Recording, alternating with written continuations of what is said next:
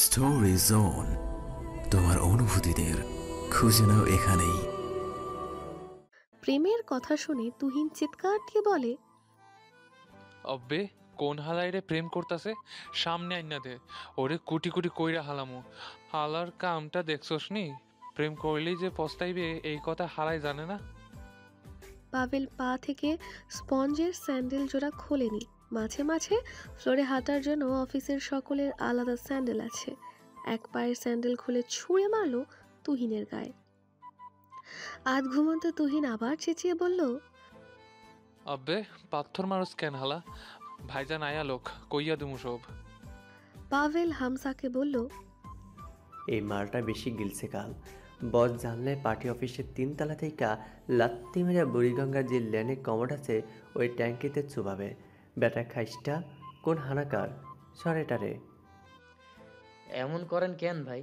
জানেন তো তুহিন ভাই ছ্যাঁকা খায়া বেকা হয়ে গেছে। প্রেমের কথা শুনলেই তো ছ্যাঁত করে। চুপ থাক চামচিকা, আমার জন্য 1 কাপ চা না। পকেটে কম্পনের আওয়াজ অনুভব হওয়াতে সেলফোন বের করে দেখে সেই রাতের নাম্বার থেকে মেসেজ।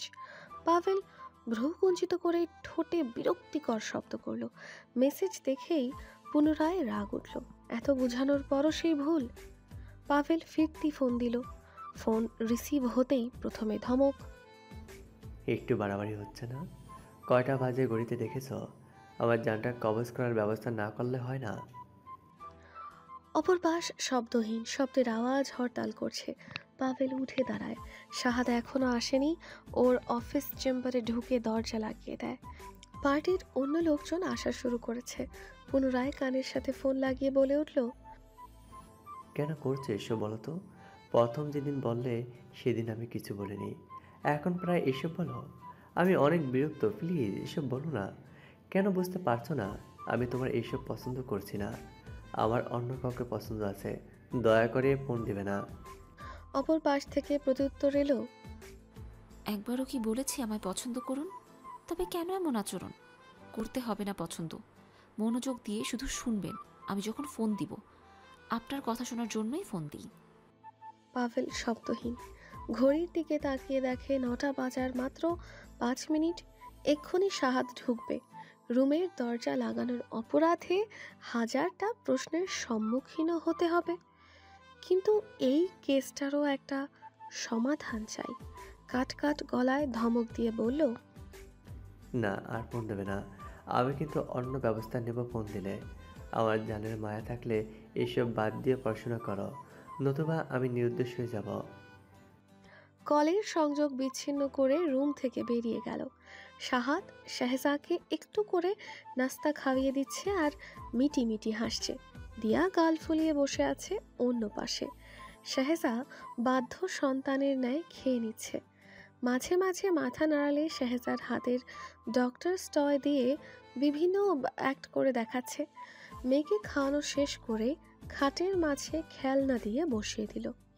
এরপর পকেট থেকে ফোন বের করে নাম্বার ডায়াল করে কল করলো। ওপাশ থেকে স্বর এলো, আসসালামু আলাইকুম বস। ওয়ালাইকুম আসসালাম। আমার আসতে কিছুক্ষণ লেট হবে, সামলে নাও। ওকে বস। ফোন টেবিলের উপর রেখে দিয়ার কাছে ঘেঁষে বসলো। খিচুড়িতে ভালো করে বেগুন আর ডিম মাখিয়ে মুখের সামনে তুলে ধরে বলে, খেয়ে নিন শাহাদ গিন্নি। কথা দিলাম নেক্সট মান্থ যাব সিঙ্গাপুর। শেজারার আপনার ভিসা অলরেডি প্রসেসিং আছে। দিয়া কথা না বলে পিঠ দিয়ে বসলো। শাহাদ ভ্রু কুচকে বলে, এখন আবার কি করলাম? ও আচ্ছা, ঠিক আছে, আর এসব বলবো না। শেজা আম্মা শোনো, আব্বা আরো কয়েক যুগ বাঁচবো ইনশাল্লাহ। পরে একদিন ঘুম থেকে উঠে দেখবো হায় হায় দুনিয়াতে আবার ডাইনোসর যুগ ফিরে এসেছে, সাথে যুক্ত হয়েছে এলিয়ান। কিন্তু শাহাদ ইমরোজও তার পরিবার বেঁচে আছে। এরপর আমরা ডাইনোসরের হাড় ঘোর দেখতে চিড়িয়াখানায় যাব না? তখন তো রাস্তায় কত ডাইনোসর হাঁটাচলা করবে, এলিয়নও আসতে পারে। আচ্ছা কেমন হবে বলো তো যদি আমরা পিকনিকে যাই ওদের সাথে? কারণ তখন তো আমরা ছাড়া পৃথিবীতে আর কোনো মানব পরিবার থাকবে না। আচ্ছা ফারা, আমাদের বাসায় ডাইনোসরদের দাওয়াত দিলে তুমি সব রান্না একসাথে করতে পারবে তো? ওরা তো অনেক খায়। ততদিনে আমি আরো বুড়ো হব, তুমি হবে বুড়ি, তাই না? আর ডাইনোসর এলিয়েন হবে আমাদের বন্ধু প্রতিবেশী।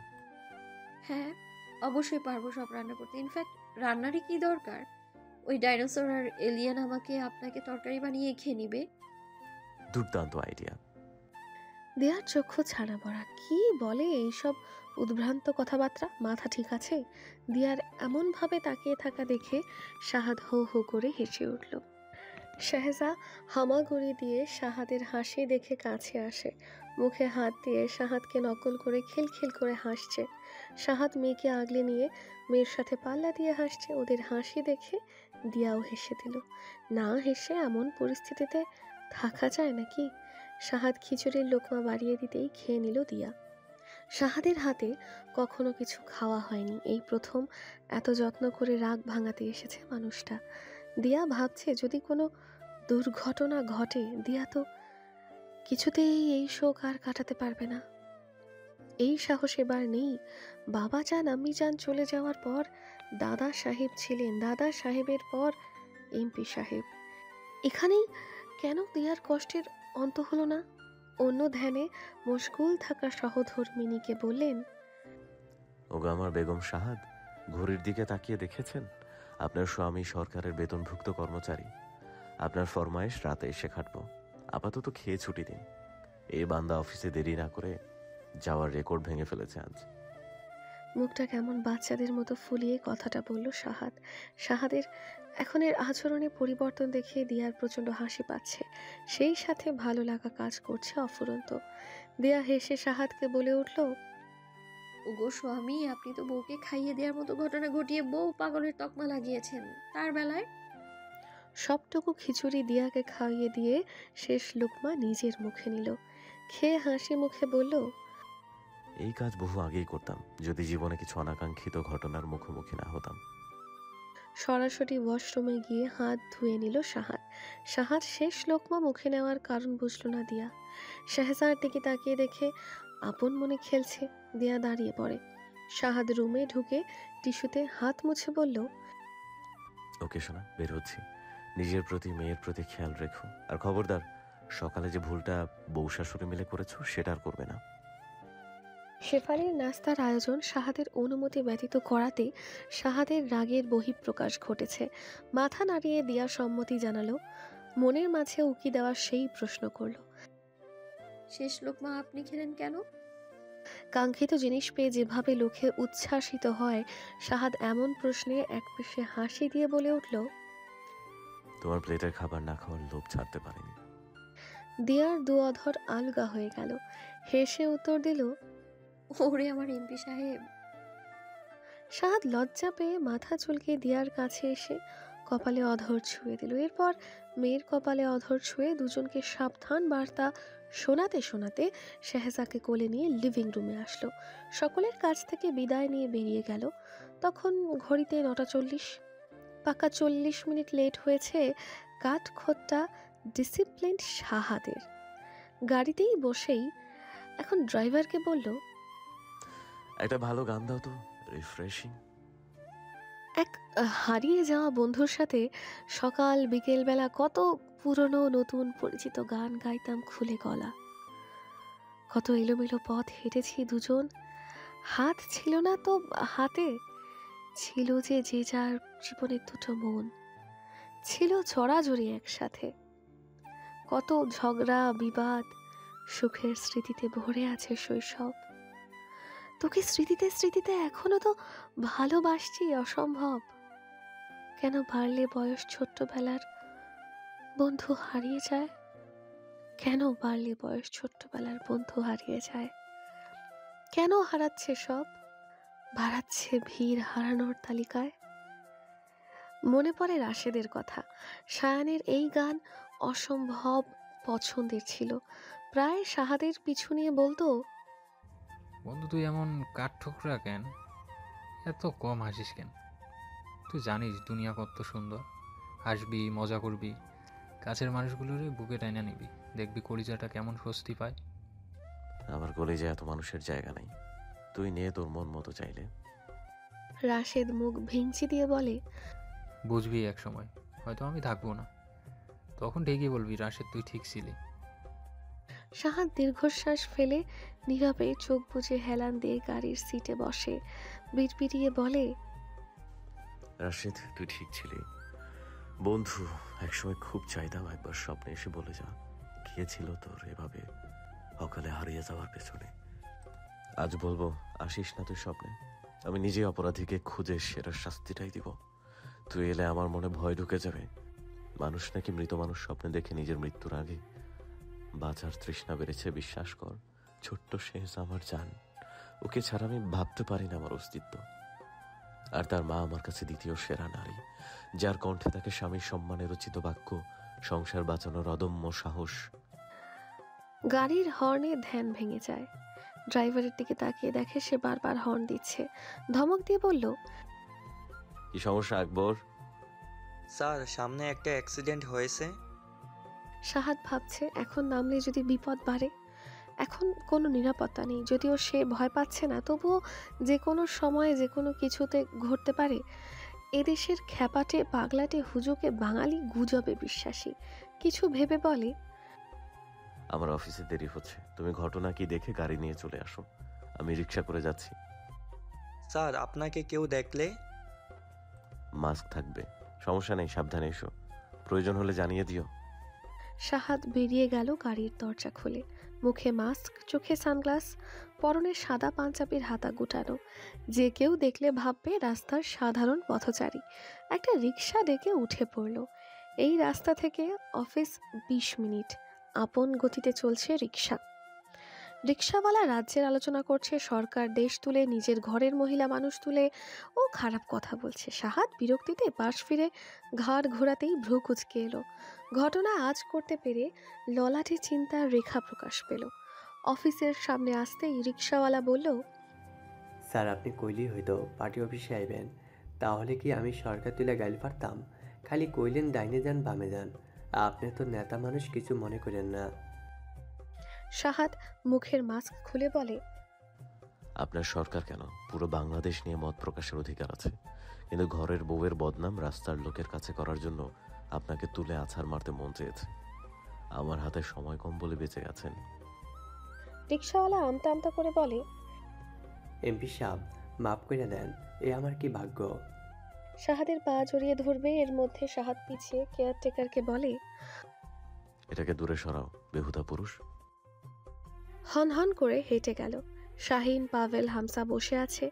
সাহাদকে দেখে উঠে দাঁড়ায়। অন্যরা মুখ খোলার আগেই সাহাদ বলে উঠল, শাহিন, ধন্যবাদ, আমার আগে এসেছো। চেয়েছিলাম অন্য কাজ দিতে, কিন্তু পথিমধ্যে এক অদ্ভুত জিনিস দেখলাম। কি ভাইজান? ক্যাপ্টেন আলতাফের সাথে মনে কি করে? ক্যাপ্টেন আলতাফ বলতে আপনি কি অহনার ভাইকে বোঝাচ্ছেন? হ্যাঁ। সকলে একে অন্যের চোখে তাকিয়ে দেখে প্রশ্নসূচক দৃষ্টি। সাহাদ ভাবুক চোখে তরাক করে তাকিয়ে বলে, ইয়া আল্লাহ, রহম করো। মনির কাছে রাশেদের পোস্টমর্টেম রিপোর্টের কপি আছে। পাভেলের বাচ্চা, তোকে আমি বলেছিলাম আলতাফকে খুঁজে বের কর, ও 1 নাম্বার কালপ্রিট। এই রিপোর্ট হাতে পেলে রাশেদকে ওর রেপিস্ট বানিয়েই ছাড়বে, অমীমাংসিতকেই সলভ করে ফেলবে। আমার এতদিনের পরিশ্রম পণ্ড হবে, আমি তোদের খুন করে ফেলবো। পুরো অফিস রুম কেঁপে ওঠে সাহাদের হুঙ্কারে। নতুন জাল বিছাবে মনি। এই রিপোর্টের প্রকৃত কপি সাহাদের কাছে ছিল। কিছুদিন আগে মনি চেয়ে নিয়েছে। সাহাদ মনির চালটা ধরতেই পারল না। হায় রে দুনিয়া, কাছের মানুষগুলো এতটা ঠকবাজ, বেঈমান কি করে হয়ে গেল? নিজের বোনটাই যেখানে ভাইকে ফাঁসায়, সেখানে মনি তো পরের মেয়ে। নীরবতা পছন্দ হয়নি কারো। পুনরায় গর্জন উঠবে। এবার সকলে দেখতে পাবে সাহাদের অবিনাশী রূপ। সতর্ক সংকেত কাউকে সতর্ক করেনি, কেউ অবলম্বন করেনি ঝড়ের আগের পূর্ব সাবধান বাণী। রক্ত জলোচ্ছ্বাস বইয়ে আনবে। প্রলয়ঙ্কারী তুফানের ঘন গর্জন জানিয়ে দিচ্ছে আভাস বার্তা। ওহে কি করিলে বলো, পাইব তোমারে, রাখিব আখিতে আখিতে। ওহে কি করিলে বলো, পাইব তোমারে, রাখিব আখিতে আখিতে। ওহে এত প্রেম আমি কোথা পাবো না তো এত প্রেম আমি, কোথা পাবো না তো তোমার হৃদয়ে রাখিতে, মাঝে মাঝে তবু দেখা পাই, চিরদিন কেন পাই না, মাঝে মাঝে তবু দেখা পাই, চিরদিন কেন পাই না। হ্যালো ডিয়ার লিসেনার্স, আপনারা শুনছেন স্টোরিজ অন প্রেজেন্টস ধারাবাহিক পর্ব গল্প। আমাদের সামগ্রিক প্রচেষ্টাকে উৎসাহিত করতে লাইক এন্ড কমেন্ট করতে ভুলবেন না। Thank you. গান শুনে রেস্টুরেন্টে উপস্থিত সকলে মুগ্ধ, যেন কোনো প্রফেশনাল গায়কের কণ্ঠ থেকে বেরিয়ে আসা গান। তাহি মুগ্ধ হয়ে বলল, থামলে কেন? রাশেদ মৃদু হেসে বলে, থামতে হবে, নতুবা স্টেশন মিস করে ফেলবো ডক্টর। মানে? এখন যদি না থামি ট্রেন ধরবো কি করে? আগে তো ট্রেন ধরি, এরপর না হয় পরের স্টেশনে দুজনে মিলে মেঘালয়ের উদ্দেশ্যে নেমে পড়বো। পথিমধ্যে এই বেসুরে গাওয়া আমজনতার গান মহামানবী সেবিকা ডক্টর তাহিরা জান্নাতকে শোনাবো। কি বলেন, শুনবেন না? এত ভালো প্ল্যাটিং করেও প্রেমিকা জোটাতে পারলে না? কি করে পারবো? আপনার খারুশ ভাইটা আমার জান কবজ করার জন্য আশেপাশে ঘুরঘুর করে। জানেন, এক জেনারেলের মেয়ে প্রেমে পড়েছিলাম। আমাদের মাঝে ইটিস পিটিসও হয়েছিল, কিন্তু মাঝে আপনার ভাই গিয়ে সব এলোমেলো করে দিল। ওই বেয়াদ্দপ মেয়ে আপনার ভাইয়ের প্রেমে হাবুডুবু খেয়ে আমাকে ন্যাকামি করে বলে, রাশেদ ভাইয়া একটা হেল্প করবেন? আমি না আপনার বন্ধুর প্রেমে পড়ে গিয়েছি, ওনাকে বলবেন। আমি তো ভ্যাবলা কান্ত, জানি বন্ধু নাকচ করবেন, নাকচ করলে আমার রাস্তা ক্লিয়ার। ওই শালা তো অন্য জনের মন দিয়েছে। গিয়ে বন্ধুকে বলতেই বন্ধু গিয়ে মেয়ের বাপকে ফোন দিয়ে বলে, আপনার মেয়েকে সামলাম। এবার ভেবে দেখেন কেমন বেয়াদ্দপ, নিজেও করলি না, আমারও দিলি না। তাহি জানতো বড় ভাইজান এমন, কিন্তু এতটা তা জানতো না। ঘুমের ঘোর লেগে এসেছিল। নার্স ফরিদার ডাকে অকস্মাৎ ঘুম ভেঙে গিয়েছে। একমাত্র তাহি যে প্রায় রাশেদকে স্বপ্নে দেখে। অবচেতন মন ঘিরেই রাশেদের বাস। ভাবনা থেকে বেরিয়ে মুখ ধুয়ে নিল, কিছুটা ফ্রেশ লাগার পর রওনা দিল আউটডোরে। গুলশানের নাম করা ক্লাব, উপস্থিত নামজাদা নেতাকর্মী, উচ্চপদস্থ অফিসার, মাঝে 3 জন নারী। সকলের একটাই উদ্দেশ্য, মনির কাছ থেকে রাশেদের পোস্ট মর্টেম রিপোর্ট হাতে নেওয়া।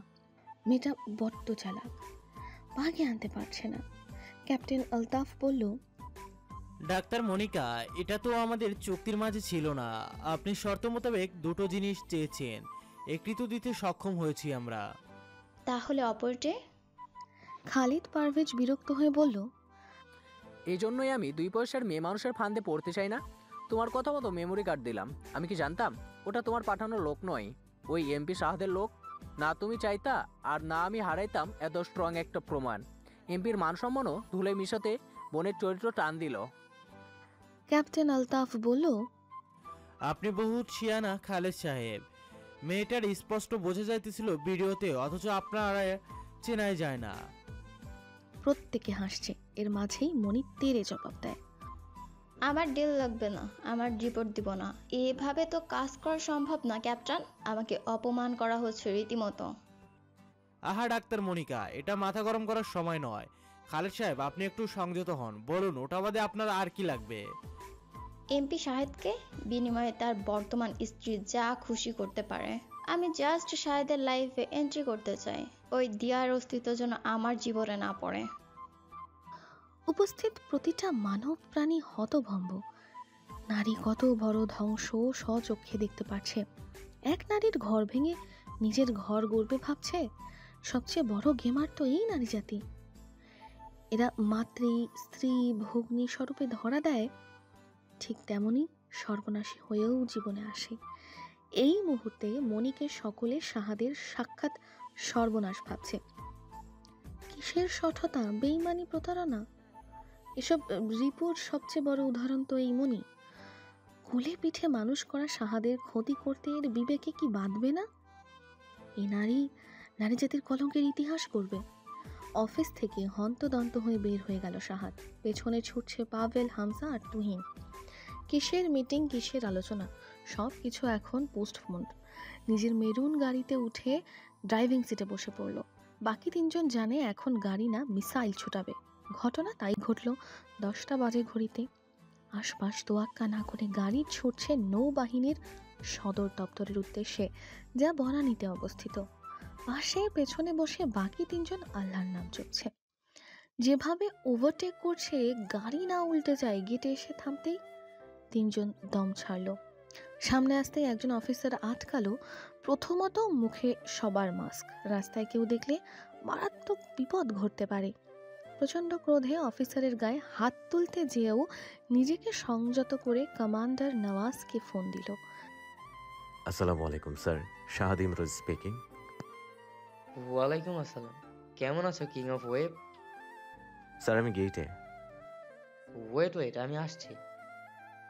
কমান্ডার নওয়াজ মোর্শেদ ছুটে এলো আরও কয়েকজন অফিসার নিয়ে। কেয়ারটেকার আতকে উঠল। এভাবে কমান্ডারকে ছুটে আসতে দেখে শাহাদকে স্যালিউট করে বাকি অফিসার সহ ভেতরে নিয়ে আসলেন নওয়াজ। ওখানে শাহাদের জন্য অপেক্ষারত ছিলেন ভাইস অ্যাডমিরাল মানিক মোজাম্মেল। যা ইনফরমেশন দরকার সব নিয়ে বের হওয়ার সময় অ্যাডমিরাল মানিক বলেছিলেন, রাশেদকে করার প্রতিটি অপমানের জবাব চাই নেভি, যার দায়িত্ব রাশেদের প্রিয় মানুষ শাহাদের উপর পড়তেছে। আশা করি মঙ্গলের মুখ দেখতে পাবো। I know sir. স্যালিউট করেই শাহাদ বেরিয়ে এলো গেট দিয়ে। গাড়িতে অপেক্ষা করছে বাকি তিনজন। শাহাদ গাড়ির স্টিয়ারিংয়ে হাত দেবে এমন সময় হামজার দিকে ফিরে বলে, হামজা আসার সময় সিজারকে দেখেছিলাম, ডেস্কে কাজ করছিল। ওইখানে কি করছে? গাড়ির থাই গ্লাস না খুলেই সেদিকে সবাই তাকিয়ে দেখে সিজার রাস্তার অপর পাশে বাইক নিয়ে দাঁড়িয়ে আছে। হুট করে কেউ দেখলে চিনতেই পারবে না তাকে। মানে কি ফলো করছিল? পাভেল হেসে বলে, ওরে বাটপার, আমাদেরকে আমাদের বাস মারার জন্য কায়দা করো। বস, আপনি সেদিন কন্ট্যাক্ট পেপার কিনে নেওয়ার পর থেকে ওর হাবভাব বদলে গিয়েছে। শাহাদ হেসে বলে, চোরের উপরে বাটপারি করতে আসছে, আমাকে এখনো চিনে নাই। মাছ ধরবি তোরা, রাঘব বোয়াল। তিনজনই ক্যাবলাকান্তের মতো মুখ করে তাকিয়ে আছে। শাহাদ সেসবের তোয়াক্কা না করে গাড়ি ছুটালো। তুহিন ফিস ফিস করে হামজাকে বলে, বসের মাথা গেছে, আইলো নেভি অফিসে, যাইবো অপরাধীরে ধরতে, এখন কইতাছে মাছ ধরবো। পাগল টাগল হইয়া গেছে নি বস? হামজা মাথায় জোরে গাঁটটা মেরে বলল, চুপ থাক, গাল ছেলাই করে দিব শুনলে। গাড়ি থামলো 300 ফিট নীলা মার্কেটে এসে। আজব, এখন কেউ হাঁসের গোস্ত খাবে নাকি? গাড়ি থেকে নেমে সখিনা খালাকে ডাক দিল। এগিয়ে এসে সালাম দিয়ে বলল, বাপজান, বহুত বছর পর আইছেন, ভালো আছেন? জি খালা, ভালো। আপনার স্পেশাল হাঁসের মাংস আর চাপড়ি দেন। আশেপাশে মানুষ কম, কয়েকজন দেখে এগিয়ে আসলো। শাহাদ হেসে সালাম বিনিময় করলো। অনেকে সেলফি তুলতে চাইলো। অবুঝের মতো ওরা তিনজন খাবার আসার পর খাচ্ছে, যেন কেউ জোর করে বসিয়ে দিয়েছে খেতে। শাহাদ খুশি মনে খাচ্ছে। এভাবে খেতে এখনো অবধি ওকে কেউ দেখেনি। খাবারের ব্যাপারে সন্দিহান নয়, বরং এমন খোলামেলা জায়গায় ভবঘুরের মতো আচরণ ওদের বেশ ভাবাচ্ছে। খেয়ে হাত ধুয়ে সাকিনা খালার দিকে টাকা বাড়িয়ে দিতেই খালা প্রশ্ন করলো, বাপজান, আপনার লগে আরেকটা বাপজান আইতো না, উনি কই? শাহাদ সখিনা খালার দিকে তাকিয়ে মুচকি হেসে বলল, আপনার ওই বাপজান 3 বছর আগে মারা গেছে। এতক্ষণে বাকিরা বুঝলো শাহাদ রাশেদকে নিয়ে এই জায়গায় আসতো। সখিনা খালা আঁতকে উঠলেন। ওনার 2 চোখ বেয়ে পানি পড়ছে। শেষবার সখিনা খালাকে বলেছিল কক্সবাজার নিয়ে যাবে 2 বন্ধুর সাগর দেখাতে। সেই যে গেল, কেউ আর এলো না। পুরনো নেতিয়ে যাওয়া আঁচলে চোখ মুছে কাঁপা গলায় সখিনা খালা বলে উঠল, এমন খবরটা না হলেই ভালো হইতো, কলিজাটা হু হু করতাছে। আমি ওই বাপজান রে কোনোদিনও ভুলুম না। কি সুন্দর আয়াই কইতো, ও খালা, আপনারা গরম গরম চাপড়ি দেন, আজ আর বাসায় ভাত খামো না, আপনি ভাত রানলে 2টা দিয়েন, একেবারে খাইয়া যামো। একেবারে মাটির মানুষ আসিল। শাহাদ নিজেকে সামলে বলে উঠল, মন খারাপ করেন না, যার হায়াত যতটুকু সে ততদিনই বাঁচবে। আমি তো আছি, আমি আসব। থমকে গেল শাহাদ। আচ্ছা, জোর গলায় তো বলল প্রকৃতপক্ষে ও কদিন বাঁচবে। অন্তরাত্মা কেঁপে উঠল। নিজেরই তো সাহাদের সময় ঘনিয়ে এসেছে। সখিনা খালা থেকে বিদায় নিয়ে পাশে সামুদ্রিক মাছের ফ্রাই হচ্ছে সেই দোকানে গিয়ে বসল। ঘাড় কাত করে মুচকি হেসে পাশের টেবিলে গিয়ে চেয়ারে বসা আগন্তুকের কাঁধে হাত দিয়ে বলল, আমার সাথে এলেই তো পারতি। আর এসব কি ছাইপাস খাচ্ছিস? এই কুদ্দুস, এই টেবিলে একটা রাঘব বল বারবিকিউ দেয়। সিজার থতমত খেয়ে মুখ থেকে মাস্ক খুলে শাহাদের দিকে তাকিয়ে শুকনো ঢোক গিলে হামজা, পাভেল আর তুহিন টেবিলের চারপাশে চেয়ার নিয়ে সিজারকে ঘিরে বসে। কি সুকৌশলে ধরে ফেললো সিজারকে। নীলা মার্কেট থেকে আসা প্ল্যান তাহলে সিজারকে ধরার জন্য করা। কুদ্দুস টেবিলে এক বিশাল বোয়ালের বারবিকিউ এনে দিল। শাহাদ রুমালি রুটি ছিঁড়ে বোয়াল মাছ দিয়ে সিজারের মুখের সামনে ধরে বলল, হা কর, বেশি করে খা। সামনে মোটেও তোর বস শাহাদ ইমরোজ বসা নাই, গুন্ডা শাহাদ বসে আছে। আর যদি খেতে না পারিস বলতে পারিস, সে ব্যবস্থাও আছে। হা কর। সিজার রক্তিম চোখের দিকে তাকিয়ে ভয়ে দুয়াধর আলগা করে হাঁ করল। শাহাদ মুখের মধ্যে রুটি পুরে দিয়ে বলল, আশপাশে তোর চামচা যদি থাকে সবাইকে আমার দেয়া অ্যাড্রেসে যেতে বল, নাহলে তোর রেহাই নাই। আরেক টুকরো রুটি মুখে পুরিয়ে দিয়ে বলল, গত মাসে জনি, রিপন আর প্রতাপরে তো খুঁজেও পেলাম না আমরা, তাই না সিজার? সিজার মাথা নাড়ে ভয়ে, বুঝায় হ্যাঁ পায়নি। শাহাদ কুটিল হেসে বলে, পাবি কি করে? আমার মতো গুন্ডার পিছু ধরতে ওদের মজুমদার বাড়ি পাঠালি, অথচ এই খবর রাখলি না যে মজুমদারদের রাবার বাগানে এমপি শাহাদ ইমরোজ তার দুহাত রক্তে রাঙিয়ে সেখানেই পুঁতে দিয়েছে তিনটাকে। ভেবেছিস শাহাদ বোকা, তাই না? যুদ্ধ করা হাত, দেশ বাঁচাতে কত যে শেয়াল কুকুর মেরেছি, আর তোদের মতো দু একটা তো আমার কাছে মশা মাছি। সিজারের দম যায়, গলায় খাবার আটকেছে, ভীষণ খেলে চরম ভাবে। হামসা পানি এগিয়ে দিয়ে শয়তানি হাসি দিয়ে বলে, জানিস ওরা মরতে মরতে বলেছে সিজারের কাছে দৌলতিয়া পতিতালয়ের ভিআইপি কাস্টমার খালেদ পারভেজের ব্যবসার পার্টনার মেহেরজান আম্মার হদিশ আছে, ফটাফট দিয়ে দেয়। শাহাদ সোজা দাঁড়িয়ে বলে, কুদ্দুস, পার্সেল কর। পাভেল, আমি সিজারের বাইক নিয়ে ঢাকা যাচ্ছি, বাকি কাজ সেরে নে। ওকে বস। মাথাটা ঝুঁকিয়ে সিজারের কানের কাছে এসে বলল, আমার ঘাড়ের একটা রক তেরা। তুই যে আমার মাল লুটতেছিস সেই খবর আমি মাস তিনেক আগেই পেয়েছি। ছাড় দিয়েছিলাম, ছেড়ে দেইনি। যদি আবার দেখা হয় বুঝবি বেঁচে গিয়েছিস, নতুবা আজই শেষ দেখা। মুখে মাস্ক লাগিয়ে সিজারের বাইকে চেপে রওনা দিল ঢাকার উদ্দেশ্যে। ঘড়ির দিকে তাকিয়ে দেখে 1:10, দুটোর মধ্যে পৌঁছানো জরুরি। কথা দিয়েছে শাহিনকে। 1:55-তে বাসার গেটে এসে পৌঁছায়। গেট কিপার হকচকিয়ে যায় এই প্রথম স্যারকে বাইকে দেখে।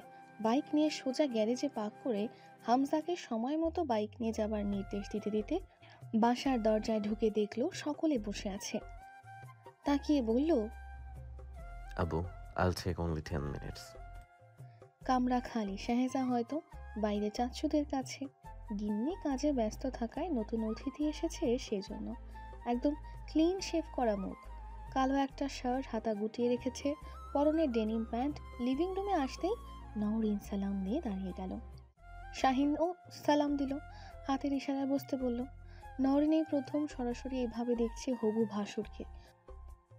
অদ্ভুত চোখ তো, সারাক্ষণ চোখে পাওয়ার চশমা অথবা রোদ চশমা দেখে অভ্যস্ত, এখন দেখে ভারী চমকালো। এমন ছাই রঙা চোখ এদের বংশে আছে নাকি? মনে হয় যেন লেন্স লাগিয়েছে। ইংরেজিতে এই চোখে হ্যাজেল আই বলে। খুব কম শতাংশ মানুষের এমন হয়।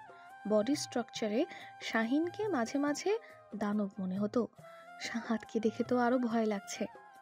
এরা কোনো ভাই একেবারে 6 ফিট লম্বা এমন নয়। শাহিন বলেছিল উচ্চতায় 5 নয় আর ভাইজান 5'11". ভাইজানকে দেখে রীতিমতো ভয় পেয়ে গিয়েছে নওরিন। ভাবিমাকে এখনো দেখেনি। নওরিন আসার পর শিফা আর সুলতানা কবির গল্প করে যাচ্ছে। শাহজা নওরিনের কোলে, মেয়েটা পুরোই শাহাদের আদল। বিশেষভাবে ওর চোখ ছোড়াতো শাহাদের কপি। শাহিন নওরিনের মুখে চোখে আতঙ্ক দেখে পাশ ঘেসে বসলো। ফিসফিস করে বলল, হ্যালো ডিয়ার লিসেনার্স, আপনারা শুনছেন স্টোরিজ অন প্রেজেন্স ধারাবাহিক পর্ব গল্প। আমাদের সামগ্রিক প্রচেষ্টাকে উৎসাহিত করতে লাইক এন্ড কমেন্ট করতে ভুলবেন না। Thank you.